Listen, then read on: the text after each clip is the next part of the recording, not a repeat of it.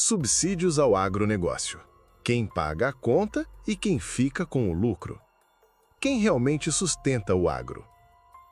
Quando você liga à TV e vê os comerciais dizendo que o agro é pop, o agro é tech, o agro é tudo, é fácil imaginar um setor que se sustenta sozinho, inovador e que não depende de ninguém. Mas a realidade é muito diferente. Por trás dessa imagem high-tech, dessa estética de progresso, existe um sistema pesado de financiamento público sustentado pelos impostos que todos nós pagamos.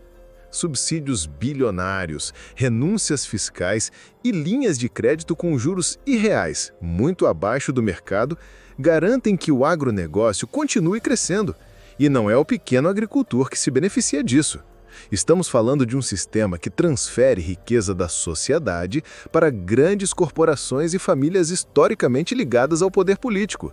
E o mais curioso, grande parte dessas empresas e latifúndios que recebem ajuda estatal são justamente as que mais defendem o Estado mínimo quando o assunto é saúde, educação ou direitos trabalhistas. Então a pergunta é, se o agro é tão forte e competitivo, por que ele depende tanto do nosso dinheiro para existir?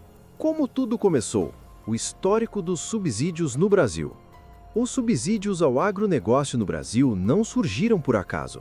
Eles têm raízes profundas que remontam à ditadura militar, quando o regime incentivou a ocupação de terras na Amazônia e no Centro-Oeste com financiamento público e isenção de impostos.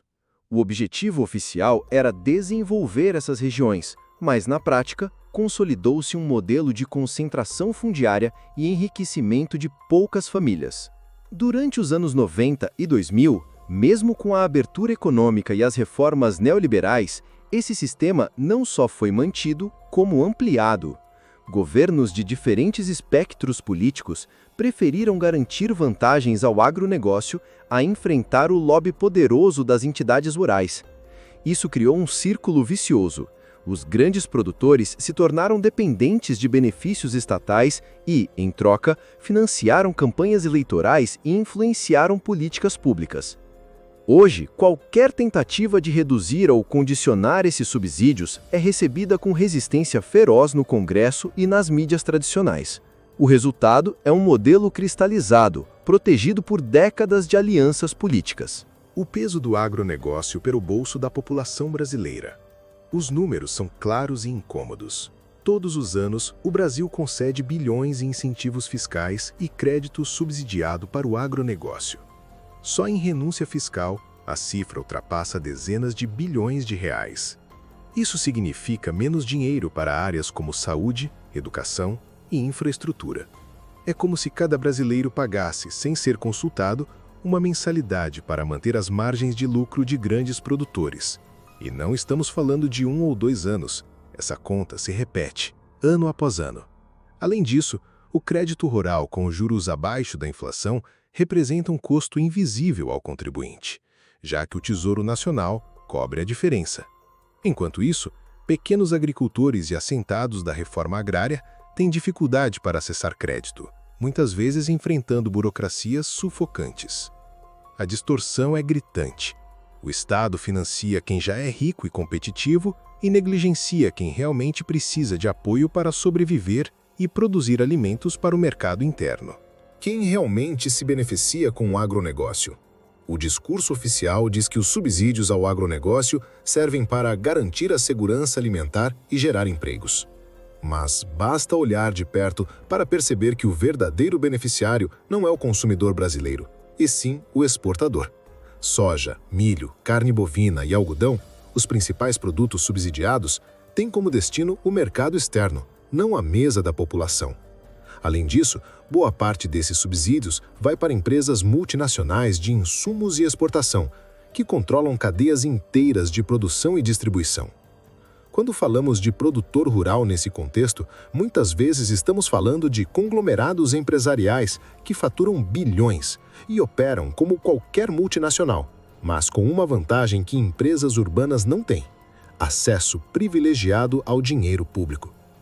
Esse sistema cria uma elite rural blindada contra crises e imune a prejuízos, pois o risco é socializado enquanto o lucro é privatizado. A propaganda do agro é pop, A campanha publicitária que vende o agro como herói nacional é uma das mais bem-sucedidas estratégias de manipulação de imagem no Brasil recente.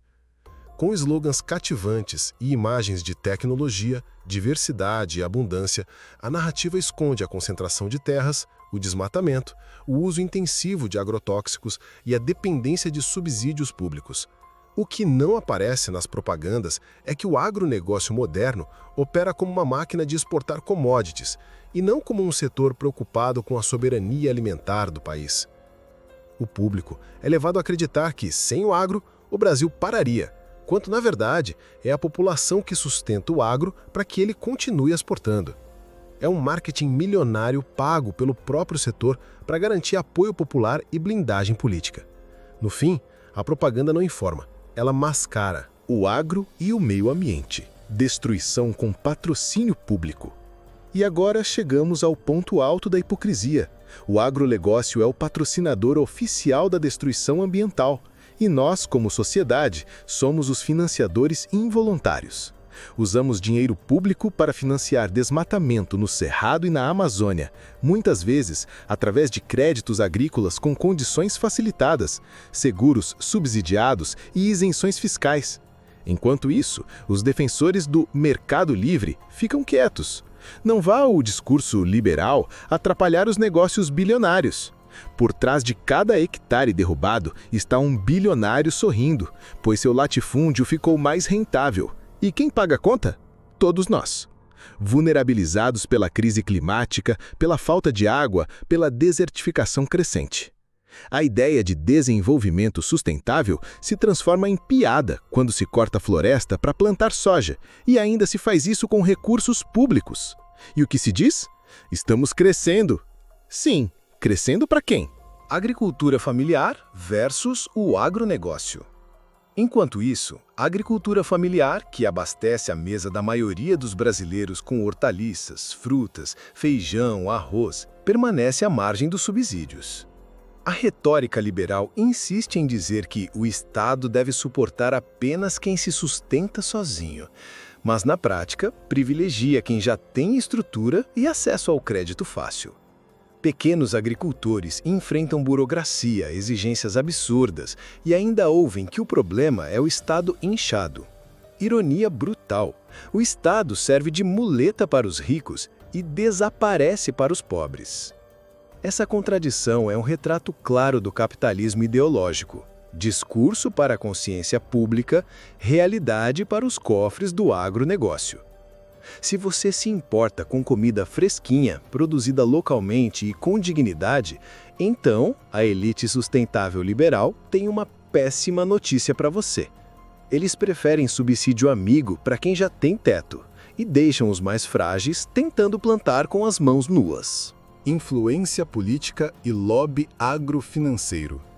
Dê boas-vindas ao lobby agrofinancista, o maestro invisível da política brasileira. Esses grupos bancam campanhas, articulam no Congresso, compram apoio ideológico e desarmam tentativas de regulamentação. E aqui está o detalhe cínico.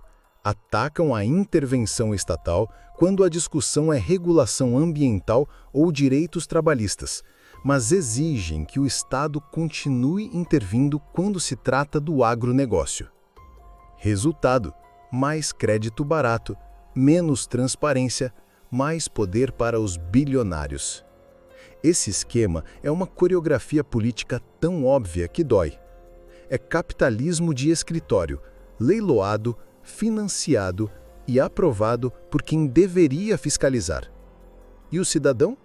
Ele aparece nos discursos em época de eleição, depois desaparece.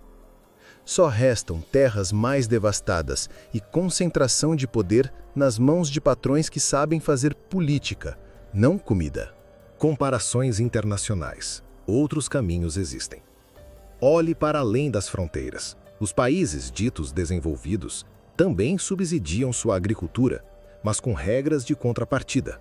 Lá, após destruírem boa parte de suas florestas, passaram a aplicar uma fiscalização ambiental um pouco mais ativa.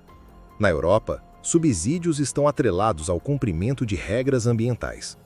Até nos Estados Unidos, há limites de área e exigência de adoção de práticas regenerativas.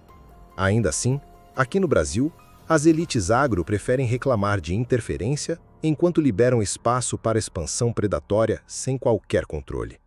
É como se a selva fosse um laboratório aberto para lucros, mas o resto do mundo fechasse as comportas. Se esses modelos funcionam lá e não viram tragédia, por que aqui vira desculpa para cortar floresta, desrespeitar comunidades e destruir rios? Não é coincidência, é vontade política. E nós, cidadãos, estamos pagando essa conta. Concluindo, e chegamos ao clímax irônico da narrativa. Se o capitalismo liberal é hipócrita, o agronegócio é sua personificação. Estamos nessa armadilha.